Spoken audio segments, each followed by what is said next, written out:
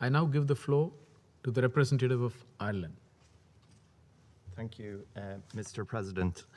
Thank you also, Special Representative Lyons, for your deeply worrying but really important briefing. And I thank also Ambassador Isaac Tsai. Thank you for your participation here today. I would like to express my appreciation also to Ms. Akbar for addressing this Council once again and for her sobering words. I want to begin by joining others in condemning, in the strongest terms, recent attacks in Afghanistan, including on the UN compound in Herat last Friday. We join others also in condemning the assassination of Dawa Khan Menopal. Our thoughts are with the families of those killed, and we wish those injured a swift recovery. Mr. President, there is real urgency to our discussion today. As SRSG Lyons so powerfully attested, this Council needs to come together and needs to act. The Afghan people are suffering devastating levels of violence. Afghanistan has been the most dangerous country in the world for civilians and children for some years now, but UNAMA's mid-year report on the protection of civilians has documented record levels of civilian casualties, as Ms. Akbar also highlighted. The scale of the recent violence we have seen against civilians is truly shocking. Mr. President, the Taliban must end their military offensive, which is causing such suffering, commit to a comprehensive ceasefire, and engage constructively in peace negotiations to reach a just and inclusive political settlement. The Doha process has the support of the international community and remains our best hope at achieving the peace that the Afghan people so clearly demand and deserve. We deeply regret the failure of the Taliban to engage meaningfully in talks. We reiterate that there can be no military solution. Violence begets only violence. Nowhere more than Afghanistan have we seen this. All sides must commit to a better future for Afghanistan and a negotiated settlement that guarantees inclusive governance, human rights protections, especially for women, young people and minorities, and adherence to international law, including international humanitarian law. Afghanistan must never again become a haven for international terrorism. To succeed, we know that Afghanistan's peace process must also be inclusive, led and owned by Afghans.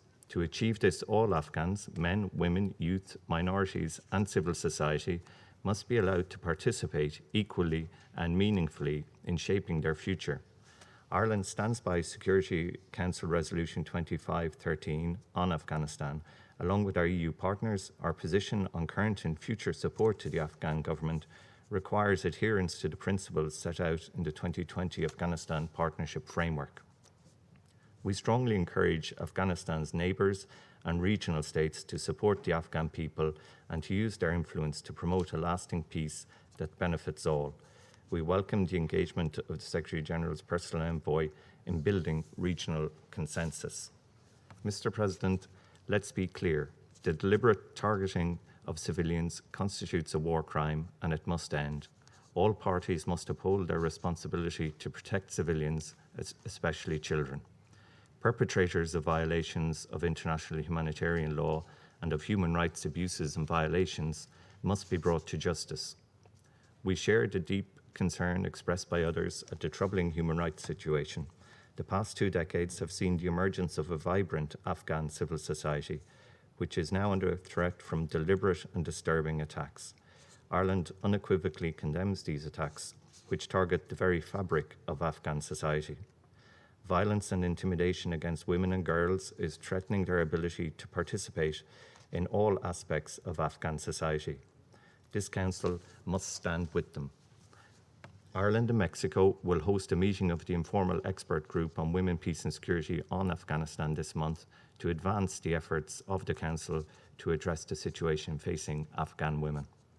The surge in violence is increasing the number of internally displaced persons, as the SRSG noted, and exacerbating the profound challenges faced by more than 18 million people in need of humanitarian aid in Afghanistan, who are already grappling with devastating food insecurity and the effects of COVID-19. Humanitarian actors need access and protection. In conclusion, SRSG Lyons, I want to pay tribute to UNAMA's work in these most difficult circumstances. The UN's commitment to hold firm and serve the people of Afghanistan is unstinting, and we look forward to working with Council members on the UNAMA mandate renewal over the coming weeks. We, the international community, must continue to stand with the people of Afghanistan to collectively and urgently find a way forward that meets their aspirations for peace and protects their rights. Thank you, Mr. President.